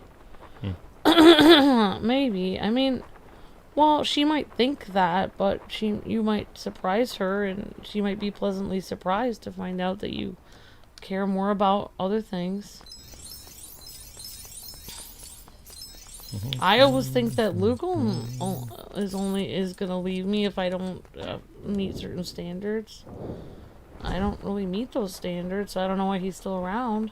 Because I love you. I met those standards a long time ago, but so I'm gonna do Pilates, and when we get to New York. Well, I mean, technically, if it's like a transactional thing, you already met those standards, like, back then. No, so. but that's not how YouTube people are. I'm not like... YouTubers divorce their wives if they go above a certain weight or their face looks certain. I am like... Good. You want to know what type of celebrity I would be like in terms of marriage? I'm like the Pierce Brosnan of YouTubers. I love that Pierce Brosnan is still married to his wife. He loves his wife. He had a family with his wife, and he can't be without his wife because she's so important to him. And that's how I am. He even had some things where he talked about how he felt that plastic surgery was dangerous. It is dangerous. And so, like, if he really pressured her to do plastic surgery, she probably would look like all those other Look at all those, freaks. like, celebrity ladies that had plastic surgery and they died, like, so young. Yeah, it was probably really rough on their bodies to have to go through all that. Well, any type of surgery is, it's dangerous. Whether it's life-saving surgery or just like life-altering surgeries, they're all dangerous. You're cutting up your body. It's not good, You should only have surgery if you absolutely have to. Like if you have a heart attack and you need to have a triple bypass, whatever. But if you're just having surgery just for, I want to change my nose or I want to, do whatever, it's like there's risks involved with that kind of stuff, Yeah. It's not life risk, or it's not worth changing how you look and then all the risks that happen from it. What are we doing in the game? We're just finding the gold pieces right now, Kaya, I think. We are looking for studs to unlock characters because we don't have enough studs. We're looking for studs. I'm looking for purple studs because purple studs give you more. I would rather Amber be happy and healthy than for her to do plastic surgery because I don't think it's going to be good in the long run. I'm not concerned about the cost. I'm concerned about the cost, like, physically that could happen. Yeah, because I had surgery on the inside of me, and that took I was scared I was going to die. Your recovery was a long time, and you were in a lot of pain, but you had to have that surgery because you had something explode inside of you. Yeah, I know. They had to get the harmful stuff out, and they needed to make sure the other thing was okay. So, even though I wish you didn't have to have surgery. In that essence, you had to because, you know, you wouldn't be here anymore. And I'm glad that you did the surgery, but I mean, that's what makes me like James Bond a little bit more, because I always thought of James Bond as like a guy who was mean to women, but the real James Bond in real life is so nice to his actual wife. oh, you mean Pierce? Yeah. So that makes me have a feel better about it. Yeah. Pierce Brosnan's been married to his wife ever since Remington Steele, I think. All the way back in the 80s. And she was more famous than he was at one point, I believe. And then, you know, he got super famous by being Bond. Although Remington Steele was a pretty popular show. It was basically like James Bond, but not. Yeah. But it's because of Remington Steele that he didn't get to play Bond. Ha! You imagine you're playing a show where everybody is calling you the next Bond, and the Bond role comes up, but they have to give it to Timothy Dalton because you're tied up in a contract. And so, even though we loved watching the Remington Steele show, Pierce Brosnan didn't like doing it after a while because it cost him Bond for many years. Yeah. Excuse me. Does your face get messed up if you get plastic surgery and it ages weird? It can. Yeah, that's what one of those actresses was saying. There's like well, I don't really know I don't remember her name is. The lady who played in Pretty Woman, I can't remember her name. But she was saying that she never got plastic surgery on her face, whereas most actresses did. Because she said her face is... Her whole job is to make expressions, like, as an actress. So why would she, you know, mess up her face and get it all plasticky and stuff? Because now nobody can tell what... Because a lot of women, like, when they're older, Hollywood women, you can't even tell what expressions they're making. Because their face is so frozen. Like, they've stretched their face to the limit and put tons of Botox in it. You can't even tell what... They're like... You know, they're crying, but you can't tell they're crying. It looks like they're laughing because you can't tell what expression they're making because their eyebrows are frozen that way. So basically they have, like, Jack Nicholson's prosthetics in the Batman '89 movie. Does it look like I'm joking? Yeah, like a lot of them. Yeah, they can't make any expressions. Yeah, kind of it does. I love that he made this expression look like he's sighing, but his face is all contorted like in that ghoulish exactly, smile. like Jack Nicholson. Yeah. Exactly. Yeah. That was a very creative approach to his thing. There are too many UV rays everywhere. Yeah, I mean, I don't know where you get... Yeah, I mean, I thought UV rays are from... I'll have to look it up, but I thought you get them from the sun, but you probably get them from other things. Probably in a lot of the technology. I probably need to get, like, a cover. I had a cover on my phone that helped me with radiation on my phone. It's like $8, and you get a little slip, put it on your phone, and then it protects you from the radiation, which honestly, I mean, they've already proven that the phones are giving off radiation. Everything gives off radiation. Your computer, your phone, microwave, your TV, really gives off radiation. And did you know your refrigerator? Yep. So, it's a lot. It's a lot. I'm telling you. Wayne Tower. Ah, what is this? Bruce Wayne. We're not recruiting him. Julia Roberts, says Granddaddy Otaku. She stayed all natural, real, genuine, beautiful, and a kind woman. Honestly, I found out one of the first movies she did. I was watching a video on it. I haven't actually seen that movie. I was watching a video that she did.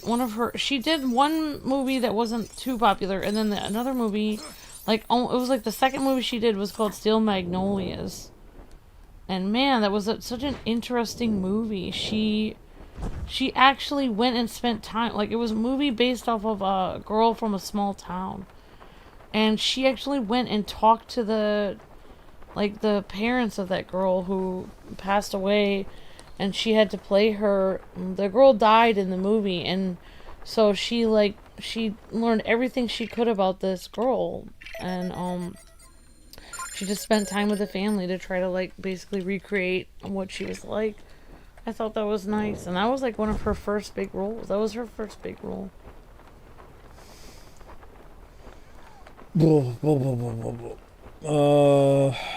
I need. There was. Oh man.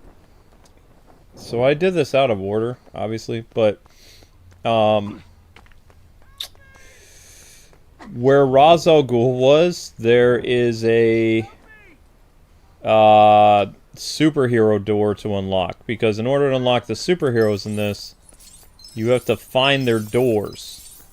Like, the villains are out in Gotham because basically, like, oh, it's really easy to recruit the villains because they broke out of Arkham Asylum. So that's why, you know, they're standing out on the map and they're doing stuff and you have to go stop them and then you buy them and you play as them.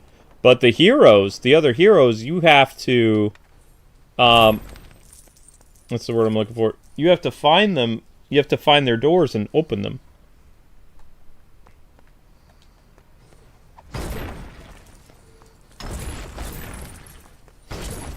Oh yeah, Death Becomes Her. I remember that movie, Jotaro.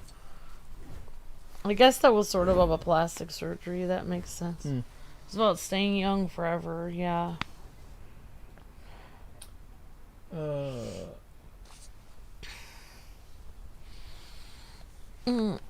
yeah, and if you're not receiving our streams, you can always join our free newsletter, KwingsLetsPlays.com. We write a newsletter that goes out every single day, rain or shine. Oh, I'm sorry to hear that, Prasoon. Says there are a lot of UV rays, and people in India have to be outside a lot, so they're getting diseases from the sun. Are they wearing sunscreen? Well, I mean, I don't know. Like, I thought that sunscreen was supposed to help with stuff. There was a big push for sunscreen in the 80s. I know if I had to work outside every single day, after a while, I don't know if I could afford like tons of sunscreen all the time. I don't know. Maybe it's fine. I don't know. Yeah, I mean,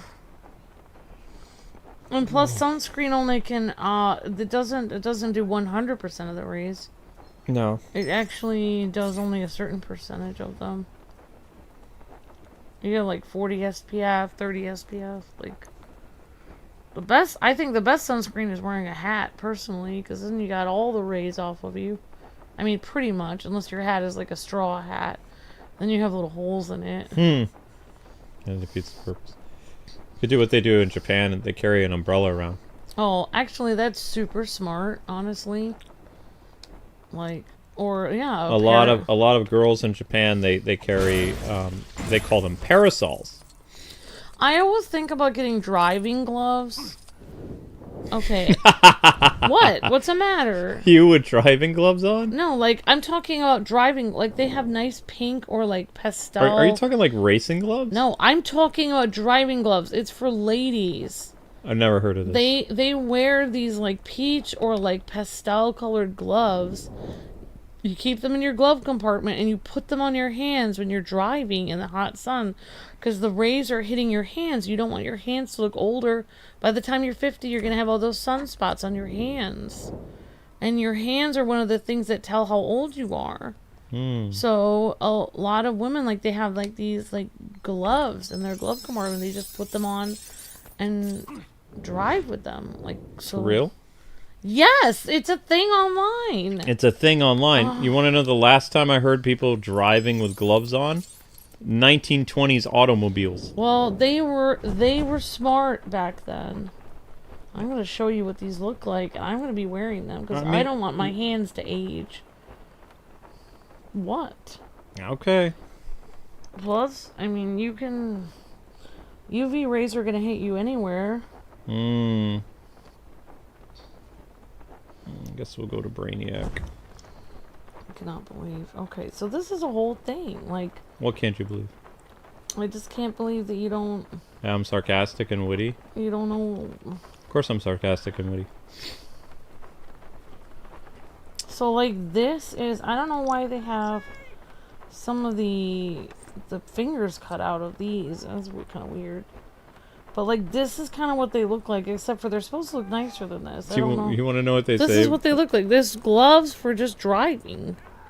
That's to keep the UV rays off your hands. Wait. They're fingerless? I didn't know that. I don't know why. I don't know why they have that. Hobo clothes. No, I don't want the fingerless kind. No, here, this is better. This is what I'm talking about. This is what I would wear. That's more ladylike. I'm sorry, but the fingerless gloves. No, I'm not wearing. Like you're a hobo. No, I'm not wearing the fingerless one. It looks like one of those gloves that you wear when you're trying to like warm your hands up in front of like one of those trash cans in an alleyway. Like you see in like one of those old movies. No, I don't really like the solid color. I like when they have like laser polka dots. Well, I mean, you don't want to have black gloves because that would not be good. You would want. See, it says UV protection, driving gloves. See that? Gloves to protect you. That way, when the sun is going on your windshield. Wait. Yeah, it's fine. Amber, that just looks like dishwasher gloves. No, you're paying... this is supposed to be fancy. Yeah, it's supposed to be. It's a nice design, but it looks like rubber gloves that you would use to wash the kitchen. Well, they have them advertised to help. Yeah, of course they have them advertised, because they're like, oh, suckers that are going to pay extra for kitchen gloves, and we'll say that it does this and that, but they're just rubber gloves that most people wear to, like, take out the trash or wash the dishes. No way. Yes These are way. driving gloves. They're special. They don't look like driving gloves. They look like you're paying extra for basically simple, like, rubber gloves that Dexter's mom wore in Dexter's laboratory. You're terrible. I'm not terrible. I'm just honest. They are not dishwashing gloves. Okay, fine. Here's how. Why would they come in pink? Okay. Here's how we solve the problem. So you get the driving gloves. I'll get a cheap pair of rubber gloves that you use to, do household chores. And then when your gloves come, you can compare the two. And if they're exactly the same, you owe me an apology. Whoa. What? It's a science experiment. It says that they help with UV rays when you're driving. Right. I'm just saying. That's how you would, that's how we nip that in the bud. Is just like kind of... I'm going to get one of those big hats with like a veil on it to keep my face from getting UV rays on it. How would wearing a bridal veil help with UV rays? No, you get one of those sashes that goes around your hat. What? A sash. My thing, I don't have batteries in my phone. You want me to show you on your phone? No. I don't understand. You'll have to explain it to me again. I don't want to. They have them, like when you watch old movies and they're at the horse races and they're those aristocrats and they have like that like sash around their hat to keep them off the sun.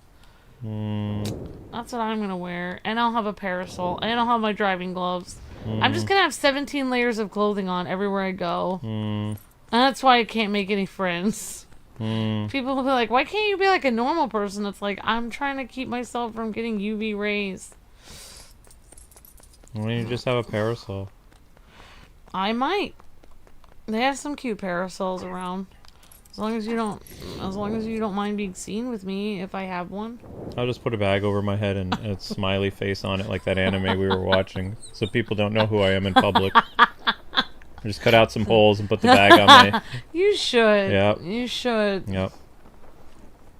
And then I have nothing to be embarrassed about. I'm telling you, if I went outside in the sun with an umbrella / parasol... You would be hot. I'm telling you that people would ask me, what the heck are you doing with an umbrella when it's not raining? Exactly. And I would be like, they do this in Japan. No, that's not an umbrella. It's a parasol. Apparently, a parasol is different than an umbrella. Parasol is made of a lighter material. Umbrella is made of a heavier, darker material that's used to, work with rain. Parasol is not going to keep you wet when it rains. I don't think. No. Or keep you dry. Sorry. Parasol is not going to keep you dry when it rains. An umbrella is going to keep you dry when it rains, to some extent. So you need to have a parasol and an umbrella in your car. At all times. I think so, yeah. Just in case. I believe so. And again, I have an umbrella, but I don't have a parasol. Yep. Well, the driving gloves I saw were different than that. I don't know why those came up, the dishwasher ones. The ones I saw had like a little bit of lace on them. There's no such thing as dishwasher. It's kitchen. They call them kitchen gloves. Dishwashing gloves. Yeah, there's no reason to wear them doing the dishwasher. That wouldn't work very well.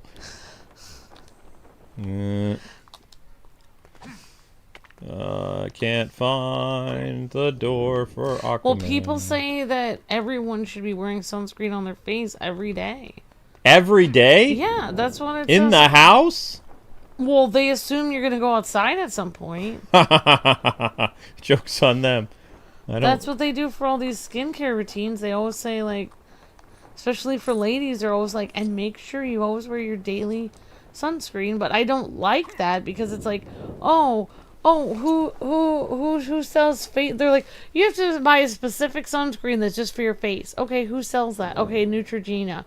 All right, how much is the sunscreen? Oh, it's $25, and it only has a tiny bottle, so it'll last 4 days. You're going to be spending like $4 a day on sunscreen.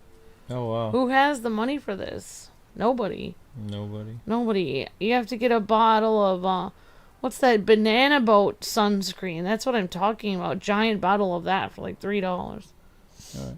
So thank you to Ghost Spidey for the super chat earlier in the stream, and thank you to SX, who wanted me to say grenade 10 times fast as a tongue twister, which was not a good thing.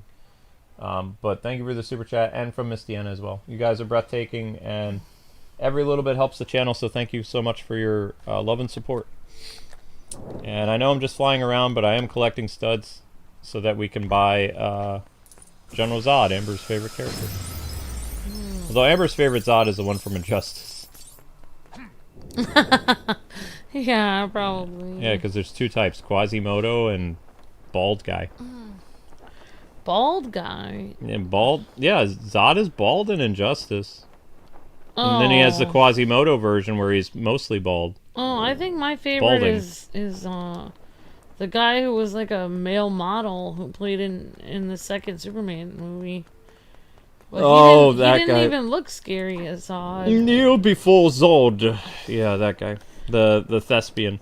Yeah, he looked like he was going to be on the runway styling some new clothing for The men. face he makes when Christopher Reeve punches him at the end of the movie is like so meme worthy. No, it is.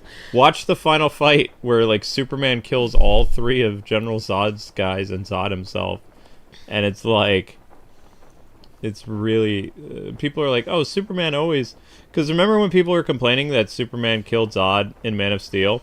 Everybody was quick to go to the internet to show that Christopher Reeve killed not just Zod, but he also killed all the Kryptonian enemies from like the movie. Wow. And he did it in ridiculous ways. Wow, so he killed them both times. He took their powers, and then he didn't kill them when they were Kryptonians. He stripped them of their powers, and then when they were human, yes, when they are human and defenseless, he kills them. That's kind of messed up. He does. Go back and watch it. Watch the Richard Donner cut of Superman 2, and you'll see him like he takes their powers away. And he does it in a funny way. He kills all three of them. Yeah, the Richard Donner cut was the best because then they made that other cut that had weird editing on it. But people forget about that, but it's true. It's like Christopher Reeve's Superman straight up kills Zod and his company in Superman 2 at the end of the movie. I definitely remember a different version of Superman because like I was watching that where she learned that he was Clark. And the way that she originally learned was like by shooting him or something. Yeah. So, but then they switched it and they made a different thing happen. So Superman crushes Zod's hand into oblivion when he's human, and then, even though Zod is no longer a threat, he picks Zod up because he's so angry, and he throws Zod into a chasm. So Zod is already defeated. He's already beaten. Wow. And then he throws him into like it's almost like it's in Antarctica. It's at the Fortress of Solitude. He throws him down a cliff. And the other guy he tricks into chasing him, and then he takes his Superman logo that's on his chest and he throws it, and it wraps the guy up in this like blanket, and the guy falls off a cliff. And he has no powers. I don't remember how the girl dies. I think I think Lois is the one that defeats the girl. Oh, wow. I think Lois punches the girl and she falls off a cliff. There's a lot of cliff deaths in that. But Zod's death is the funniest one, because, like, he crushes his hand, he's no longer a threat, and Christopher Reeve, with, like, this boyish smile, just takes Zod and, like, yeets him off the cliff. Oh, that's kind of messed up. Oh, Luke, can you run on that, Huh? on the thing where you, where the, like, the, that, like, the roller coaster? Can you walk on it? No, I can fly. I can hover on the roller coaster. Well, I can walk on it a little bit. I was just wondering. Yeah, you had me do this all those years ago. Oh, really? Yeah. Oh. Oh, you can't walk it up. Oh my gosh, you Well, can. He's Superman. Da, da, da, da, da, da, da. Whoa, whoa, That's whoa. a dead end. Oh, it won't let you go through there. Yeah. He's getting his jogging in. Getting a good cardio there. He's trying. Yeah, you can I interact can't. with most stuff. Oh, can you hop on one of those? I'm gonna show you Superman kill those people, like, on the break. I want to show it to you because it's funny. No, it is. It's funny. He does it as a joke, but it's like, it's so mean. Oh, you can ride it. Yeah, you can ride. Yeah, I think you get a gold brick for riding this. Oh wait. Oh, you have to keep tapping it. Which one's X. X? Which Oh, one I is don't know X which on? one. I'll just do square. maybe triangle's X. No, I think it's square. Why would you have to actively ride your own cart? Because it's a mini game. Oh wow, so it shoots you through that. Yeah. Are you racing the other person? Or I'm trying to, but he's faster. Is that Robin? No, it's a penguin sub. It's a reference to the Oh my god. Adam West Batman movie. Oh wow. Yeah. You literally went through the water. This is so cool that this roller coaster is actually interactive. Amazing Traveler's Tales.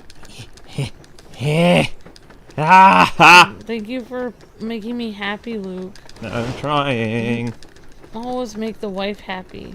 I'm trying. Rule number 1. Oh wow, your thumb is gonna be sore. Yeah, I think I won. Ah! You got it! We were racing Robin. Huh. It was Robin. There you go. He's like, Mike, keep. Oh, he's like, I'm your biggest fan, Superman. Biggest fan. Well, I mean, Tim Drake is not a big fan of Superman. Dick Grayson is. Oh. That was cool. There we go. Hot dogs! Just Yeah. what you want to see at a fair. But yeah, and people were like, well, when Superman kills Zod and his cronies, the internet was like quick to defend Christopher Reeve. They're like, well, that movie was so long ago, But and it still happened. he still killed Zod. Exactly. What is that? What does the length of time have to do with anything? So they didn't. It's like, so you approve how Superman killed humans, but you have a problem with him snapping Zod's neck, who was superpowered and going to kill humans. But you have no problem that Christopher Reeve purposely tricked the Kryptonians to become human, and then, when they were completely, no harm to him, he kills them. That's messed up.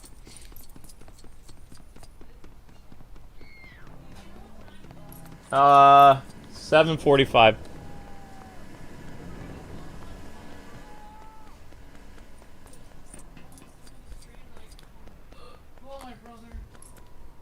I'm just saying, Spyro. It's true though. Think about it. You have to be really messed up as a hero when you have superpowers and you take away the superpowers of your villains, and instead of throwing them in jail, Yeah, he could have put them in jail. he could have just taken them to jail like he did to Lex and his nephew in Superman 1. He kills Zod and the other guys in the Fortress of Solitude, and the only one that knows that he did it is Lois. Maybe he thought they could become a threat again. I don't know. And they don't explain it because it's so hokey. Yeah. But I'm just saying, like, I remember that because I saw it as a kid and I thought, wow, Superman and deliver justice. But then, then as you grow up, you realize, wait a second. So basically, Superman crushes an elderly man's hand, then yeets him off a cliff, then he kills his big friend, and then somehow the girl disappears. I think Lois takes the girl out. I really think I don't think it's Christopher Reeves that kills the girl, but I could be wrong. I'm gonna find out. I'm gonna find out on the break. I feel like there was a lot of movies in which, like, I don't know what year the Librarian movie was made, but at the end of that movie, the Librarian, they had the girl fight the other girl. Like, they had the Librarian, who's a guy, fight tons of other guys, and then there was one girl bad guy, and then there was his girlfriend, and she fought the other girl. I felt like that was always a thing, like, oh, if you had a girl villain, you just had the other girl good guy fight her.